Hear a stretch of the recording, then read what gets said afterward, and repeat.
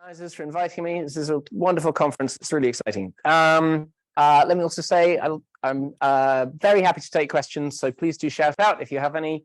The other thing to say is I've given a talk like this 3 or 4 times, so I know some of you have seen this talk already. For you, I apologize, but there we are. I have nothing more to say about that. If you want to leave now, you're welcome. I won't be offended. Okay, now, all right, good. So we're going to be doing combinatorial group theory, which means we're studying presentations of groups, right? So we're going to think of our groups as we're going to think of groups as presented by a presentation, which you might write like that, or you might write like by saying that your group is a quotient of some free group, or you might write by saying it's the fundamental group of some sort of complex, which you might construct by taking a graph, which might be a rows but might not be, and gluing some disks on corresponding to the relators. And that complex I will usually call X, okay? And so I'm going to be talking, in other words, I'm going to be talking about presentations groups, or equivalently, I'm going to be talking about 2 complexes, okay? All right, good. Now, what's our goal here? Our goal is to define some invariants, which I'm going to argue should be thought of as curvature invariants, which are going to be numbers associated to 2 complexes. Okay, so define invariants of X, and the idea is going to be to define these by quantifying in some way over some large class of maps from 2 complexes to X. So rather than just looking at X itself, we want to look at large classes of 2 complexes mapping into X and somehow quantify over those. Okay. Over right. Large classes of 2 complexes Y mapping to X. Now let me say, maybe I should just take a step back and sort of say a little bit about the context of this. One of the reasons why it's a really great pleasure to talk about this today is because I'm going to describe a sort of program associated to these, and you can see this program as a sort of twist or a modification on a program that was really outlined by Dani, really beginning 20 years ago, I'd say. So he first started talking about these kinds of ideas 20 years ago, and there's been all kinds of developments since then, and you'll see some of his definitions will crop up. But this is a sort of way of modifying that program in a way that I think makes it more quantified. In particular, introduces actual numbers, which we're going to which you can get interested in, which I think is sort of a nice feature. Okay, and it also grows a lot out of the work that Lars Lauder and I have been doing, and I'll mention some of our particular results in a bit. Okay, so. Yes, and the other thing, maybe the other qualification I should say is that I said our goal was to define that, and if you want to know the actual definitions, you can look at a couple of papers of mine that have been on the archive for a few months, or maybe it's a year or so now. But I think in this talk we're only going to roughly define them.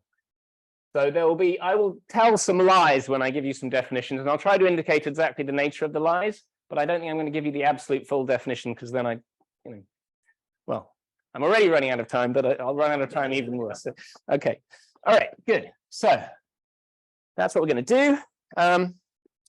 So let's. So the first section is indeed rough definitions, because that's what we're going to. So I need to give you a whole bunch of definitions in order to try to nail down exactly what these are, and hopefully they'll seem reasonably natural. So. So the first one is that an immersion, oh, sorry, I'm supposed to use the underlined convention for definitions, aren't I think. An immersion is a locally injective combinatorial Y to X. And when it is an immersion, I'll often write it using this funny symbol. So hopefully locally injective speaks for itself. Combinatorial, let me just remind you, that means that for any particular dimension of cell, n cells are sent homeomorphically to n cells. Okay, that's them. All right. So, right. Now, so that's the first crucial definition. Now, the next one, so we're going to say that a pair of 2 complexes which I'll call, think of this, I'll call them y and y prime, are Nielsen equivalent. So very often people just talk about Nielsen equivalences of generating sets or of presentations, but here we're going to say it in terms of two complexes, but it's the same. It's the same notion. Okay, so before I give the precise definition, let me just try to describe it in words. As I said, we're not studying groups today. We're studying presentations. Okay. So it'd be what you might want to do if you're thinking of those presentations as given by this complex X is you might want to study them up to homotopy, to study, look at two presentation complexes that are homotopy equivalent. That's too strong. It's really there's loads of really difficult questions associated to the homotopy theory of two complexes. And so instead we want a slightly more constrained definition, which is going to be easier to control. And so the more constrained definition is this notion of Nielsen equivalence. And the idea is that you allow homotopy on the one skeleton, but then the two cells have to be dragged around by that homotopy equivalence, and you don't get to mess them around any more than that. So that's what the definition says, and I'll write that out. So if there exists homotopy equivalence, so it's going to be from the one skeleton of y to the one skeleton of y prime, and I also need bijections from the two cells, bijections from the sets of two cells. So, and I'll denote that like this. So very often, because my two cells correspond to relators, I might call them, W1, W2, W3, something like that. And so the bijection I'll denote by saying it takes Wi, which is a two cell of y, to Wi prime, which is a two cell of y prime, and the bijection is encoded in the fact that this index I is the same, right? Okay. And so this homotopy equivalence phi and this bijection needs to have something to do with each other, and the compatibility is that phi composed with Wi should be homotopic to Wi prime, right? If you think of these Wi's as the attaching maps of those two cells, this is the compatibility you want between them. Okay, good. And as I said, so to think about this definition just means you're allowed to smear the one skeleton around in all sorts of interesting ways, but the two cells get dragged around by that, and nothing more interesting happens to them. Okay, so that's one definition. Okay, we need a couple more. Yeah, so when I write W, I'm being a little sloppy here. For me, a two cell really is its attaching map. Somehow two cell is just, the interesting data is just a map from a circle to a graph. That's actually, yeah, okay. Okay. Right, okay. So as I say, the idea is we're going to have our y's mapping to our x's, x is fixed. We're going to try to look at lots of different y's. And I need to tell you exactly which class of y's we want to look at. And somehow the idea we'd like to encompass as many y's as we possibly can, but they shouldn't be y's that we shouldn't be able to modify y in really trivial ways. So for example, if I've got a y, I'm mapping to x, I don't want to be allowed to do something like take a two cell and just wedge it onto y and get a new thing. That's stupid. If I had that, I just want to get rid of that wedged on two cell. That would be stupid. So I want to put a list of sort of forbidden behaviors for these y's, and that gives us this next. That leads us to the next definition. So y is irreducible if y is Nielsen equivalent to y prime such that y prime has the following features. So first of all, the one skeleton of y prime is a core graph. So let me remind you, that means a core graph is a graph. Well, it's going to be these. We should think of these as all being finite. So we'll just deal with the finite case. A finite core graph is a graph with no leaves, right? And I'm also not going to allow just the graph which is just a single vertex. So in other words, a core graph is going to be any graph where all of the vertices have valence at least 2. Okay. Okay, so that's one property that y prime should have. Another property is that y prime. But let me also clarify. I'm definitely not going to insist that y is connected. Just to be clear, it's absolutely fine for y to be disconnected. Secondly, y should have no local cut points. Okay. Y or one? Y prime, thank you. Yeah, y prime. No, this is all y prime. No local cut points. So in other words, I don't want to see a picture where. So I certainly don't want y prime to be a wedge, and I also don't want it to be a sort of complex wedge to itself. Both of these are not allowed. Okay, so that kind of behavior is not allowed. The third one is that y prime should have no free faces. Okay, so in other words, so a free face is a bit like this behavior I was just trying to describe by waving my hands. You've got your free faces where you've got a 2 complex and there's a 2 cell, and that 2 cell hits an edge, and no other 2 cell hits that edge, and that edge is only hit once by the 2 cell. And in other words, and when you see that, you can just push that 2 cell in, and you don't need it anymore. Okay, that's a free face, and we're not going to allow them. And then the last one, and please notice that in all of these cases, if y prime did have one of these phenomena, then you could simplify it and get rid of that phenomenon, right? So that's the sense in which these are all examples of complexes which somehow are redundant in some sense. They've got some extra. They're easy to simplify to something nicer. And then the last property is a little bit more subtle, and I'm not going to dwell on it here, although technically it plays a key role in the theory. And this is that there are no cut vertices in links of vertices in y prime. Okay, and I'd be delighted to talk to you about that some more if you're curious about it, but it's quite relatively subtle, that one, and I suggest we don't think about it in great detail now. Okay, but it's yeah, sure. So are you mostly thinking of finite complexes? Yes, sorry, I said that at some point, but I didn't write it. Yes, definitely. Please think of all of these as finite. Let's just think of all 2 complexes as finite. Yeah. Also, have you simplified something with local cut points, for instance? Sorry, how do you simplify something with local cut points? You just unglue the local cut point. So you just cut along it. But in what sense are you simplifying? In the sense that I just told you that's a simplification. That is the sense in which that's, yeah, okay, right. All right, and now once we have all of these, we have this definition in place, I can now define the first class of y's that I want to consider mapping to x, which is called irred of x. And my rough definition of irred of x is that it consists of all y's which are compact and irreducible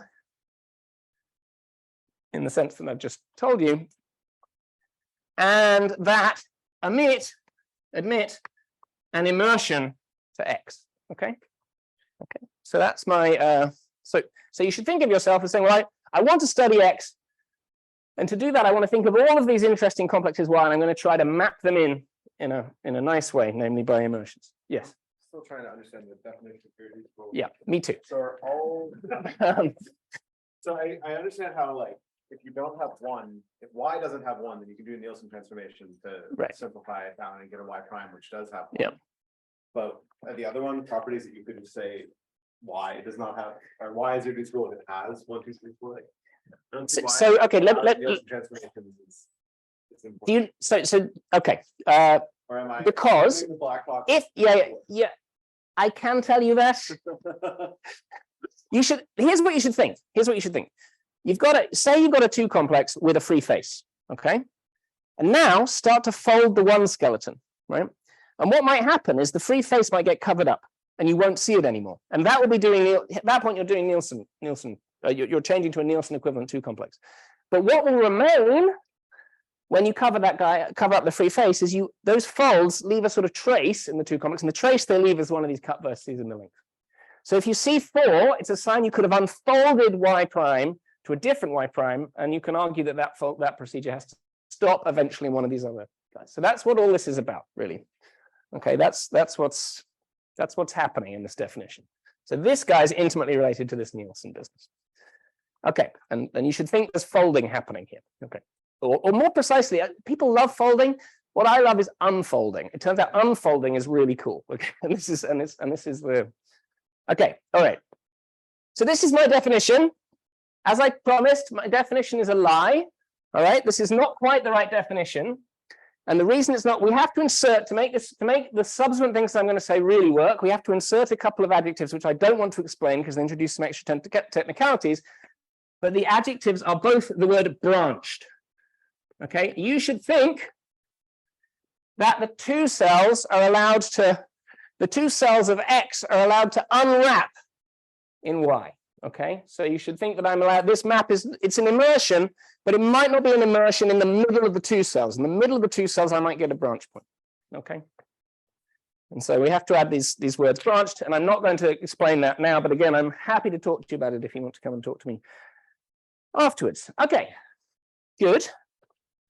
All right, so my claim is that we want to use this class of, we want to use this nice big class of two complexes to study X. So I'm claiming that this class is big and interesting for most X's. Okay, for instance, this claim would be, my goal would look very silly if it turns out that irrad of X was empty, for example. If irrad of X was empty, then I'm not going to get very far with this definition. So fortunately, I won't go into the details, but it's not difficult to prove that actually the irrad of X is non-empty as long as X itself was reasonably interesting. So the lemma, which is not terribly difficult and is related to this idea that each of these pathologies comes with a way of removing it. The lemma says that unless is homotopy equivalent to a graph, irrad of X is non-empty.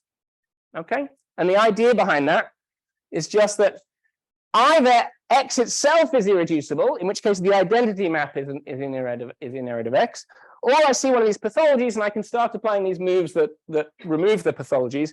And if those moves eventually get me down to nothing, that's because my guy was homotopy equivalent to a graph. Okay, so this lemma is not terribly difficult.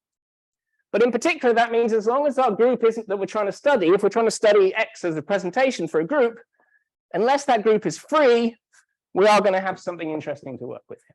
Okay, good. All right.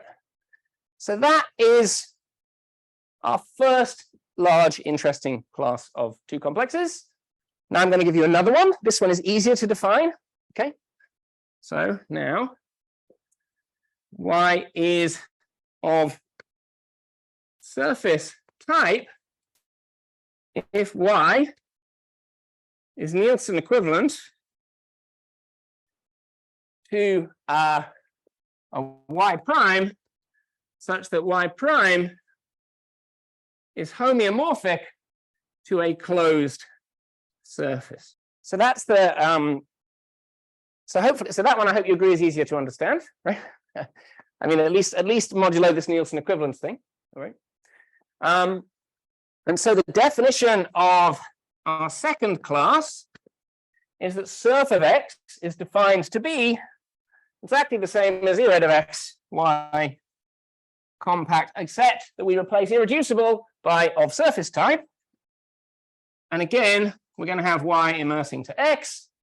And again, this is a lie because you're supposed to put the words branched in. And I'm not going to tell you more about it. Now, yeah, okay. So those are the two classes that I propose to consider in order to define invariants of X. I've already argued that, well, I've already pointed out that those classes had better be non-empty if we're going to get interesting invariants. And I've tried to explain in that lemma up there that irrad of X will be non-empty in all interesting situations. Okay. or most interesting situation. Anyway, but what about surf of x? So it's rather less obvious that surf of x is non-empty, right? Even if irred of x was even if x was very interesting. Okay, but it turns out that quite a few years, I was pleasantly surprised to discover that quite a few years before these definitions kind of crystallized, I had already proved that surf of x was non-empty, so that was convenient. I didn't know that's what I was proving at the time, but nonetheless, it's true. So in 2016, I proved that, well, and then I guess there's a paper which I think went on the archive in 2021, so, or no, 2022, so I shall put that there, which explains that that's what I had proved in 2016. So that if irred of x is non-empty, which we've seen happens most of the time, then surf of x is also non-empty. Okay, and that turns out to not be that easy to prove. Actually, that's quite tricky, but it is true. So, hooray! You know, that's good. So good. So those are our classes, and so now I have to do what I promised I was going to do, which is to turn them into numbers. All right, everyone happy? Good. Okay, so let's do that. Sorry, what's that? Depends on what the numbers are. I don't know if I can yet. Tough crowd. Actually, it's last time I gave this talk, I got a boo. So actually, you're not as tough a crowd as the last one. But all right, okay. Can you give me an example of a number you like? Seriously? 42. Oh, yeah, we're in trouble then. Yeah, no, 42. So E, yeah, that one's not. We're not getting either of those. So I'm really sorry. Okay. Okay. So the idea is what now I want to define a curvature for a two complex, right? So I've promised you that these numbers should be interpreted as curvatures, right? Now we all know lots about curvatures in these contexts, right? We talk about cat kappa things and hyperbolic things. We have lots and lots of different metric notions of curvature, right? Now, unfortunately, there are no metrics around here, right? So I haven't told you how to put a metric on any of these things.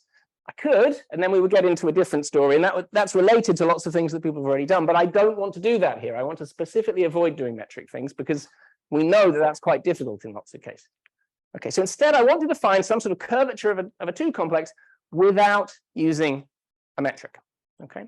And the curvature I'm going to define is called the average curvature. And it's a really naive idea. I don't know about you, but really there's only one number that I know that you can associate to a two complex that has got anything to do with a curvature without doing anything else. And that number is someone? Euler characteristic, right, exactly, right. So it's very tempting to say that the curvature of a two complex X should be the Euler characteristic, right? Now this isn't, for me, this isn't quite a curvature. A curvature should be a local property, right? And a local property, and what that means is if I've got a two complex, one of the things that means is if I've got a two complex and then I pass to a cover, the curvature should not change, right? Because it's a local property, right? Whereas of course the Euler characteristic famously does, is multiplicative under covers, right? So it doesn't quite have the right property. We need to kind of average it out in order to actually get a curvature. And so the definition that I want to give is that the average curvature should be the Euler characteristic divided by what I'm going to call the area of X, which is very naively defined to be just the number of two cells, right? This is just the number of two cells.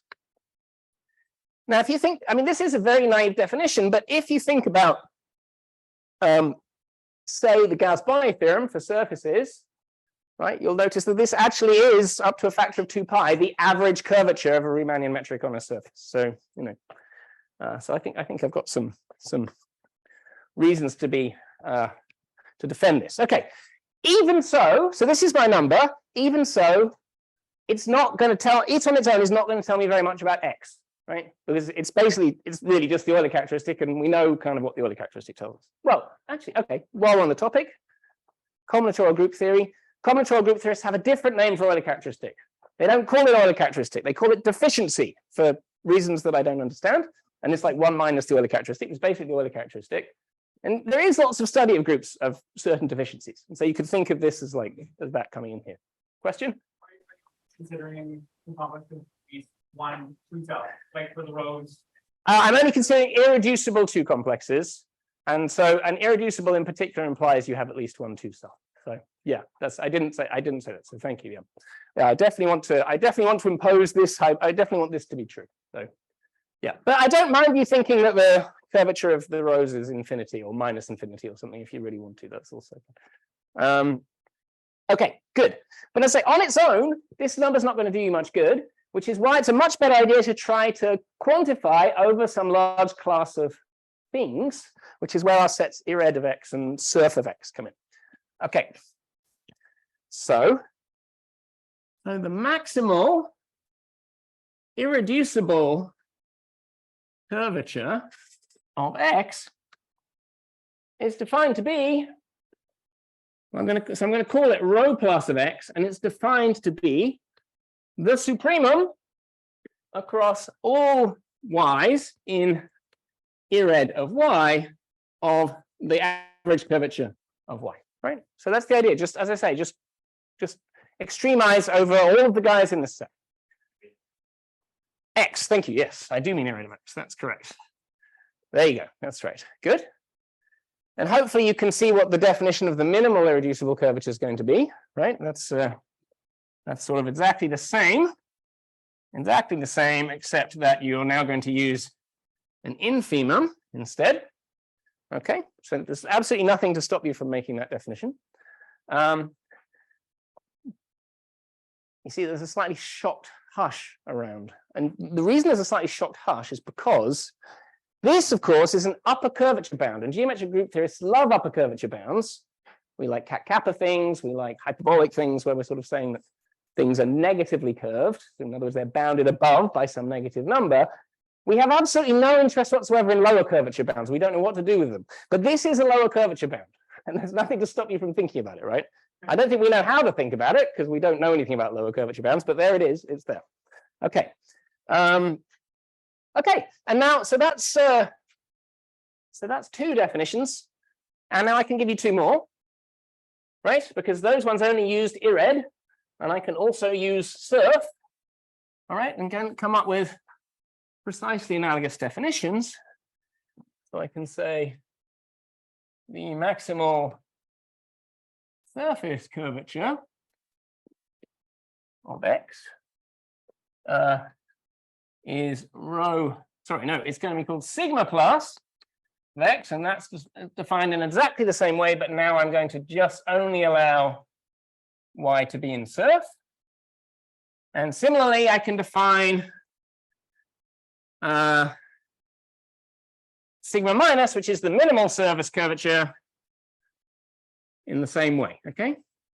And so on. I'm just leaving some blanks there, but I think it's clear how to fill them in. Okay. So I've defined you 2 upper bounds on curvature and 2 lower bounds on curvature. Okay, so 4 numbers in total. Question. I'm not doing only characteristic, I'm doing average curvature. Right? So we haven't done that exercise. I'm just about to do an example, which I think will answer your question. Yeah. Okay. You're right. We definitely need some examples. I'm about to do an example. Yeah. Okay. I mean, you may think this is all pretty arbitrary, and in some sense, maybe you're right. I don't think we know that it isn't yet. I think there is a strong case to be made. I haven't found exactly the best way to say it yet. But I think irred really is the biggest class that it's reasonable to look at. And likewise, I think surf is actually the smallest class that's reasonable to look at. I really believe that the surfaces arising here naturally as the sort of smallest class of objects it's reasonable to look at. But I can't make that precise enough to say any more about it. I'm really sorry. But that's my heuristically, I think that's what's going on. This is here we're quantifying over as much as we possibly can. Here we're quantifying over really as little as we possibly can.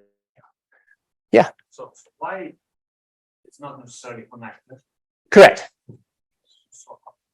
So if you have a sphere, yeah, you use many spheres to. Yeah. Let's do the next example. Should we do the next? I think we should do the next example because I think this will answer your question. Yeah, I agree. It seems weird, doesn't it? It feels like you should. Yeah.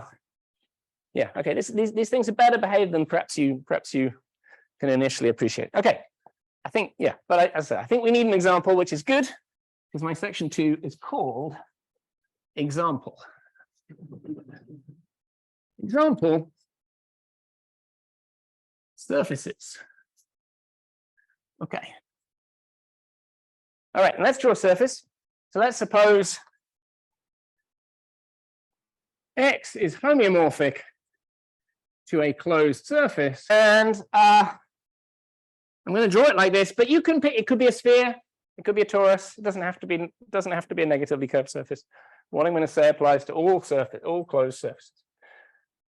It also doesn't have to be orientable, just to be clear. Okay. All right. All right. So if you want to, and of course, so one might want to try to compute these numbers for these examples, right? And in order to do that, you have to do 2 exercises. All right, let's do the 2 exercises. Well, no, let's not do the 2 exercises. I'm going to state them. I'm going to leave them as an exercise. Actually, it's 2 exercises. Sorry. But maybe I'll say some words about how to do them. So perform 2 exercises. Okay.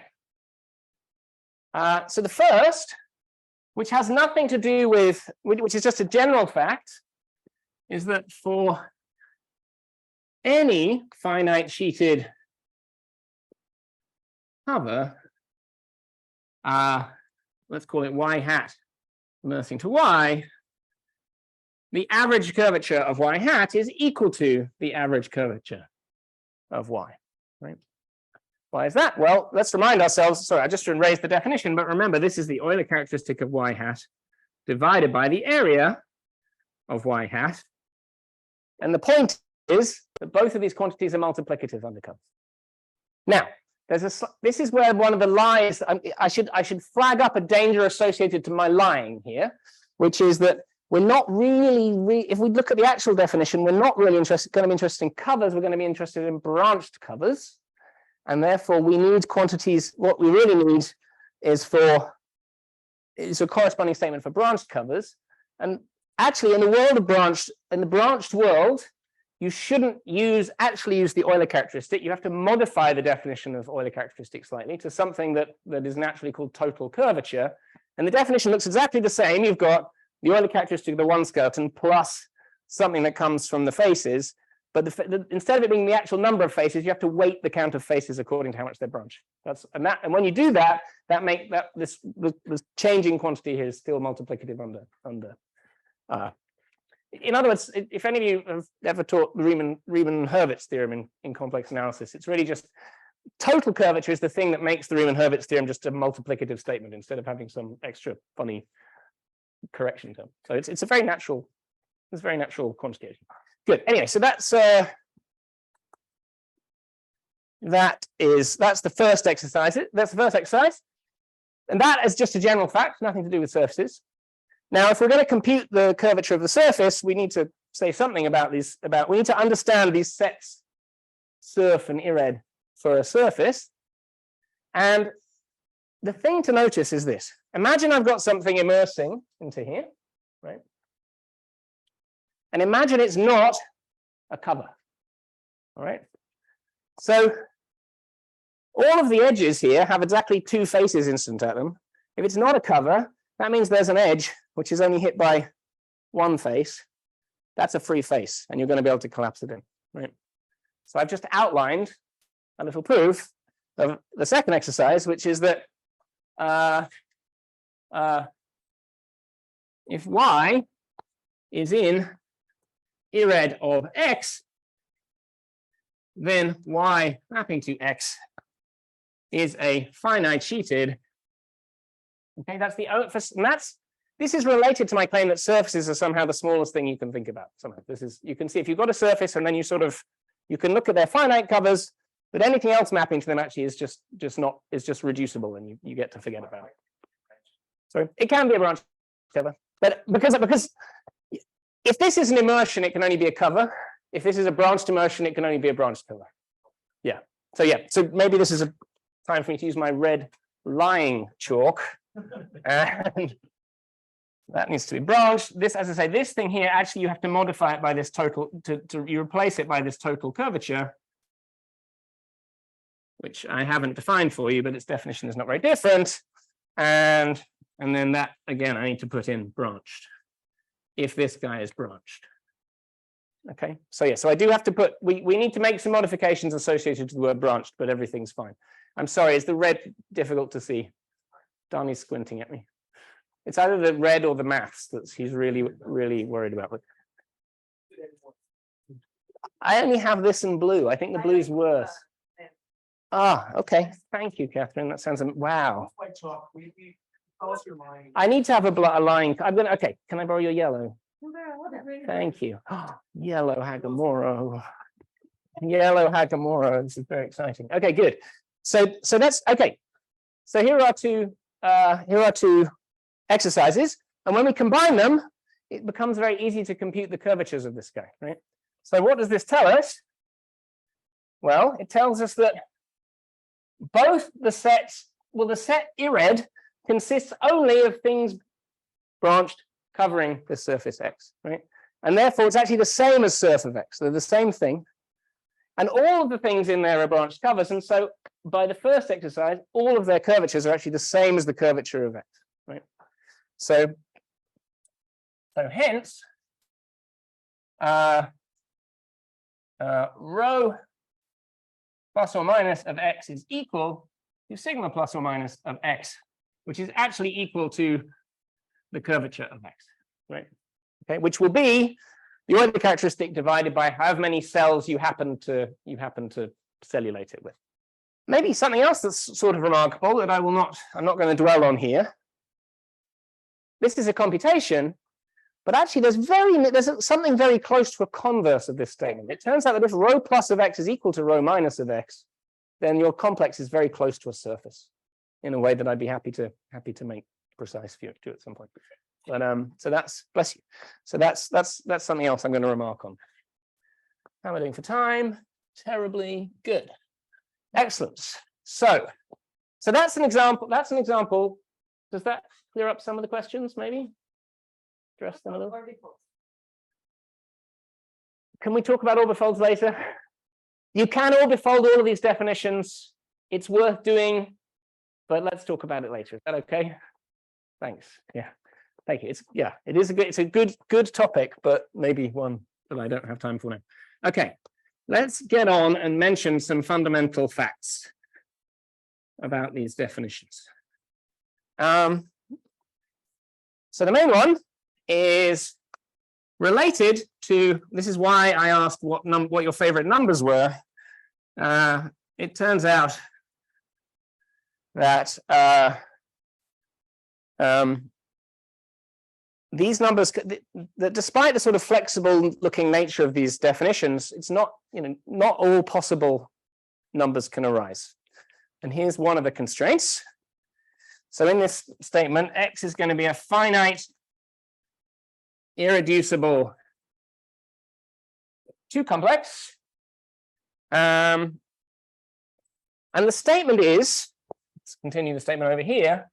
Most precise statement is that rho plus or minus of X and sigma plus or minus of X are the extrema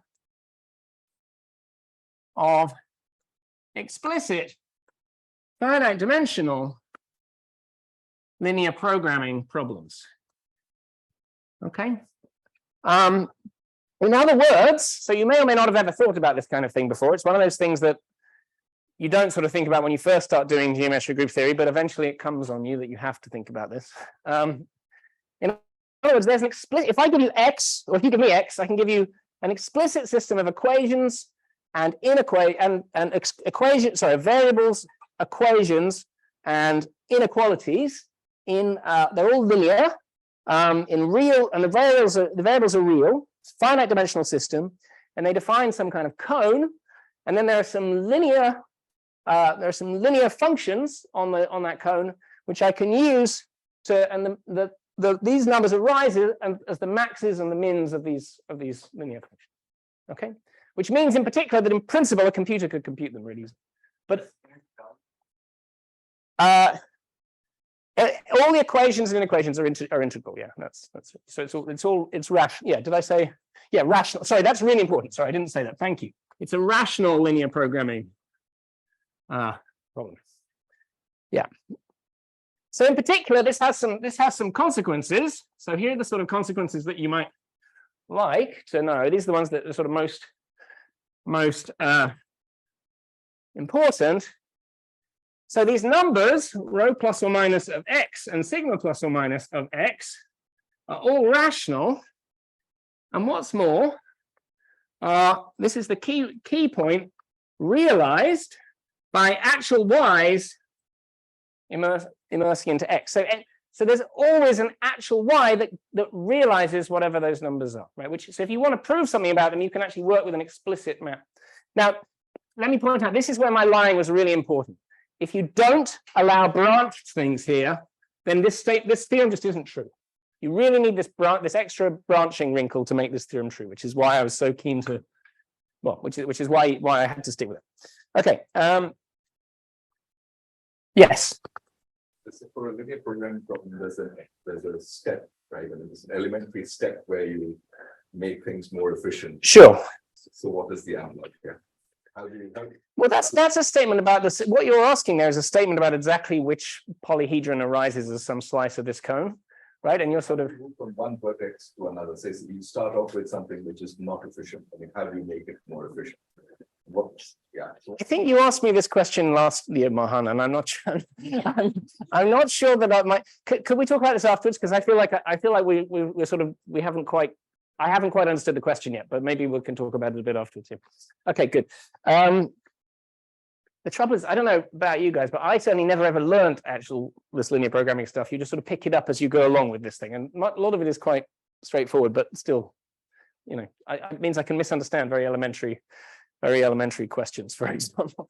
Okay. Yeah. So, and another consequence of this is that these numbers, rho plus or minus of x and sigma plus or minus of x, can, at least in principle, be computed from x, right? Okay. So that's why I'm justified in calling these things not maximal, not supremal and infemal, but maximal and minimal, because they really are maxima and minima. And also, in principle, you could actually compute them. If you could you'd have to write down the system that I can tell you exists. That's not necessarily an easy thing to do, but in principle, it could be done. So in the theorem, as part of the content, that the linear program has a compact feasible region, so that the lower bound is always an actual rational number, or it can be unbounded from some direction. No, it's always bounded unless, it's always bounded. Yeah, it's always bounded. Right. So, yeah. I mean, I think the last time I tried to sit down and estimate it, it was like doubly exponential or worse. So yeah, it's very bad. It's very bad. Okay. Okay, so that's the first fundamental fact, and I think it's quite a deep one. It's quite complicated to write all that down. Here's another one, which is easier. Nielsen invariants. And you can, if you sort of think hard enough about what I've said about how we define these things, you could probably convince yourself of this for yourself. So if x1 is Nielsen equivalent to x2, then they have all the same invariants. And finally, the last sort of fundamental thing I'd like to tell you before we move on to some examples and some properties, or alternatively we move on to me saying that's been all of my time, thanks very much.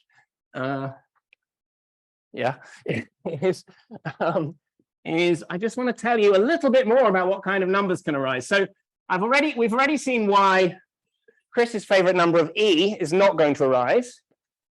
We haven't seen, Macarena said her favorite number was 42, and there's nothing in what I've said so far that prevents that from arising, right? So Macarena can still live in hope, but not for long. Okay, so it turns out that as long as x is finite and irreducible, then the following things are all true. So it turns out I think this is what you were asking actually. So yes, so the lower bounds are actually not infinite, but are actually finite. And on the other hand, there's an upper bound. So there's various trivial inequalities. But okay, this is what I should have started with. Sorry, excuse me. Okay, let me build this up in a slightly more logical way. So because irred is strictly than surf, or at least definitely contains surf, there's some obvious inequalities here that I can write down, right? And those are like this. They look like rho minus of x is less than or equal to sigma minus of x is less than or equal to sigma plus of x is less than or equal to rho plus of x. Okay, so those are the things that I can write down just for, and as I say, the surface exhibits this interesting phenomenon that all of these guys collapse right into one. So that, and anyway, okay, but let me add some sort of slightly less trivial stuff to this. So as I say, it turns out that this guy is always but this lower bound is always finite, so that's good. Actually, for a not very difficult reason, and this is where macaron is going to be disappointed, that the biggest number we have here can always be at most 1. Right? And the reason for that is just because if you write your average curvature as what it really looks like is it looks like this area that I've talked about plus the Euler characteristic of the one skeleton divided by the area, and you can rewrite that as 1 plus the Euler characteristic of the one skeleton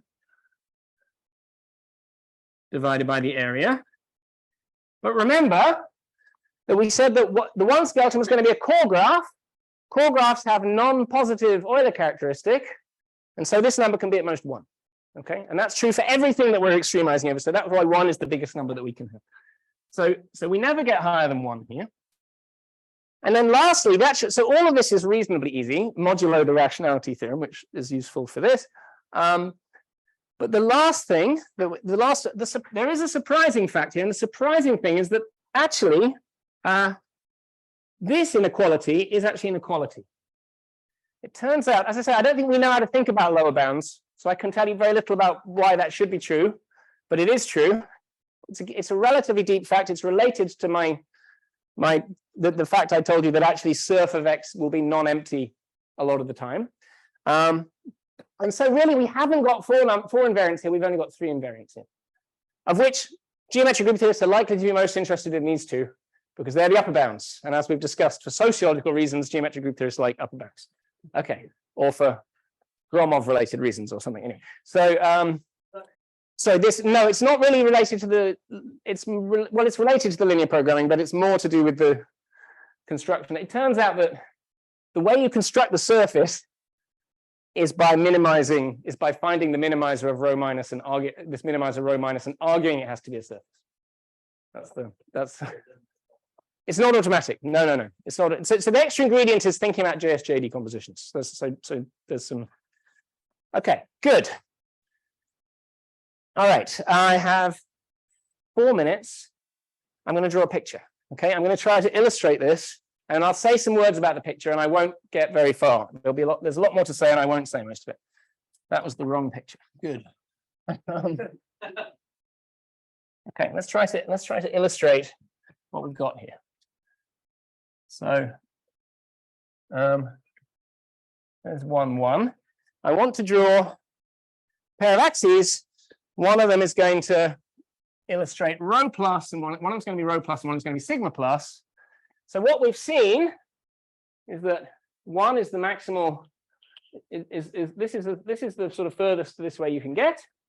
So we have to live inside this square. But we've also seen that sigma plus is always no bigger than rho plus. So actually, all 2 complexes live in this triangle here. Okay, all irreducible 2 complexes live in this triangle. Right. And you should think of, I would think of reducible ones to come back to question earlier. I would think of a graph as having sort of upper curvature bound minus infinity. So sort of living somewhere a long way down here would be my way to think about it. Okay. And we should probably believe, well, okay, what do I want to say about that? So somehow this is a picture of all 2 complexes, and now we can try to have fun by trying to fill 2 complexes in this picture, right? We try to decide where some of our favorite ones are. And because I'm very low on time, I'll just try to say where some of our favorite, where some interesting examples are. Did I do it the right way around? I often get rho plus and sigma plus the wrong way around. Sigma plus is no bigger than rho plus is bigger than sigma plus. If I'm over here, sigma plus is bigger. Yeah, I did that the wrong way around. Yeah, thank you. Is that right? Does that look better? That's not what I've got in my notes. which is no guarantee that. What is this? A typical number, what do we hear? This is like a half comma 0. No, it's not. It's like 1 comma a half. Yeah, this is the right, these axes are the right way around. Yeah. Okay, good. All right, good. Fine. All right, so let's try and fill in some examples. And then I won't have time to tell you about any properties. So these the end of the story is that knowing these bounds should imply certain properties of your presentation or the group that it presents. And we know some of those, and some others of them can be conjectured. Okay, and I'd love to tell you all those things, but I'm not going to have time. Sorry. But I will try to fill in some examples, which I think are also very nice to know. So, as I say, we tend to be interested in upper curvature bounds. So, for example, we might be interested in things whose sigma plus is non-positive. In other words, the region below the x-axis. Okay, and I can tell you some things that live there. So, and I'll indicate that by sort of pointing at this arrow, at this to mean here and below. Okay, and here, what we know is that. Sorry, oh, yellow, yeah.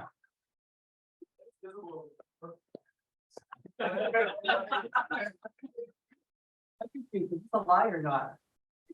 This is not a. No one could be more confused than me, but this is not a lie. This is not a lie. Okay, so non-positively curved, in other words, locally cat 0 things live here and below. Okay. Also, C of 6 things. So the non-positively curved small cancellation things that Macarena discussed yesterday also live here and below. So those are both some nice examples. Then if you go sort of strictly down into the negative region, you get what you expect, namely you get negatively curved things, and you get the negatively curved small cancellation things, in other words, C of 7 things. Yes? Like rho is negative or sigma is negative.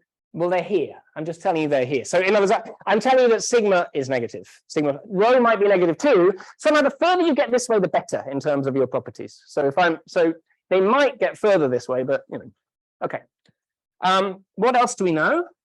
So courtesy of a theorem that was proved independently by Lars and myself, and by Lars Lauder and myself, and by Helfer and Wise in 2014, we know that one-relator things live here in the sense that they live here and to the left. So this is the worst they can be, is they live on this.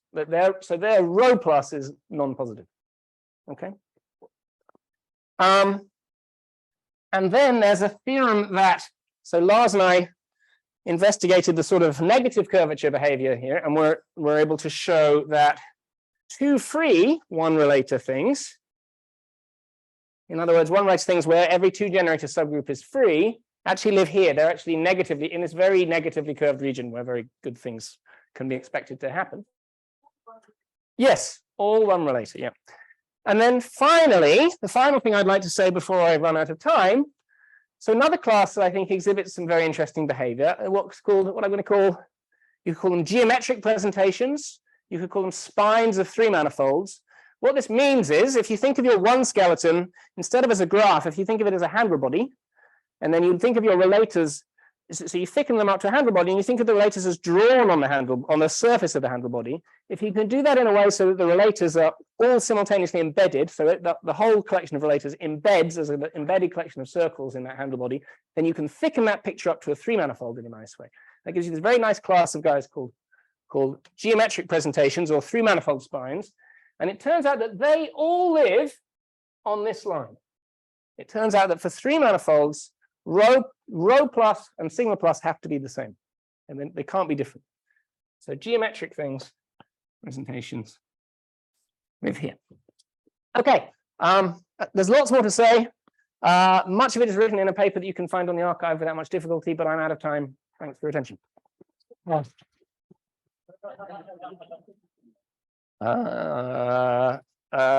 Yes. So if you have y sitting in irrad of x, yep, does that mean that irrad of y is also sitting in irrad? Exactly, yes, there's a sort of embedding principle, exactly. So and in particular, you get a monotonicity of these invariants under the right kinds of maps. It has to be under the right kinds of maps, but yeah, that's right. Yeah.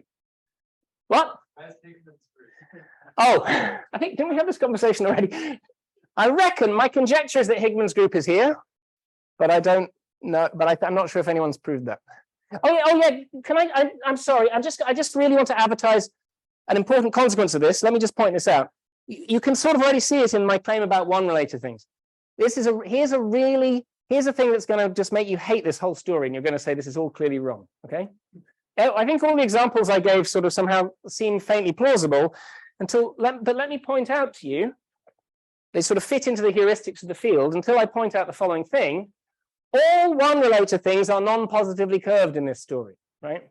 So for example, bound-slide solitile groups, which are one-relator, are non-positively curved according to this story. So in fact, the sort of presentations you might think of for say BS12 for the 1,2 bound-slide solitile group lives here at the origin.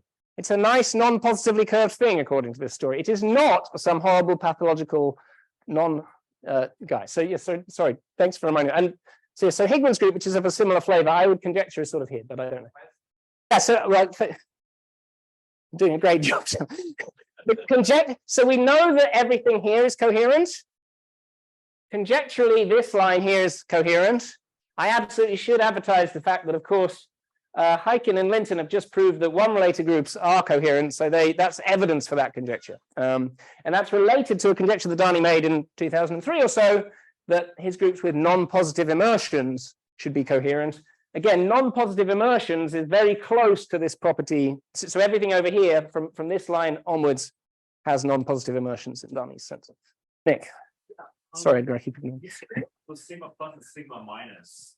Those have to do with like pi one injectivity of massive surfaces, right? Or it would be lovely to think that, but don't forget it's all we know is about pi one injectivity on the one skeleton. It's quite hard to promote that to pi one injectivity on the whole group. So of course, this is what the work that I keep referring to from 2016 is about pi one injectivity for surface maps to graphs of free groups with cyclic edge groups. So it's the same results, but there the circles mapping to the graphs are attaching maps for graphs of groups, whereas here they're attaching maps for two cells. And so it's which is of course a much more complicated story. So I don't know how to prove any pi one injectivity results here at the moment, much as I would like to. Does that? But it's reasonable to hope that like the extremal guys could maybe pi one inject, but I'm not confident that's really true. Exactly. Well, right. Well, yeah. No, exactly. That's a really good point. Exactly. Yeah. Exactly. That's a good example. Yeah. What's the significance of rho minus? Good question. What's the significance? Well, as I said, they're lower curvature bounds. I think a nice question that you could ask about them, for example, here's a question that I have. If x is irreducible and x is, say, homotopy equivalent to a closed surface, so not necessarily Nielsen equivalent, but homotopy equivalent, which is a much bigger and more complicated class, can we have rho minus of x be strictly positive, closed, yeah, let's say closed, non-positively curved surface? Can rho minus of x be strictly positive? I think that's my question. I think I've said that right. No.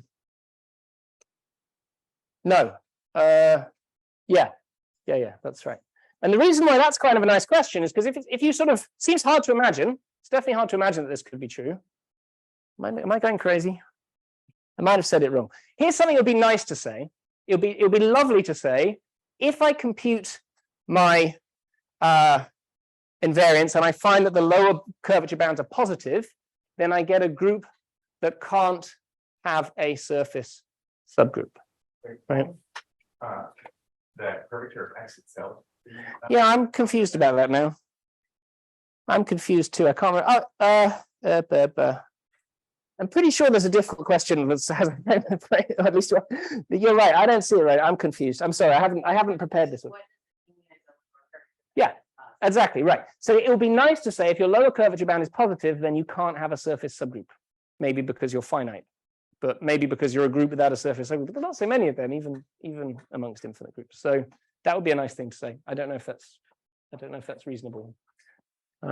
Yeah. Sorry. No, it's like you should think of it as you should think of it as up to finite ambiguity, up to cutting things up and rearranging them, so up to some kind of scissors congruence. You should think of it as the integer points of some linear cone. That's sort of the structure it seems to naturally have. Very short coffee breaks, maybe we can save questions for some later. Thank you. Sorry, I didn't. I think.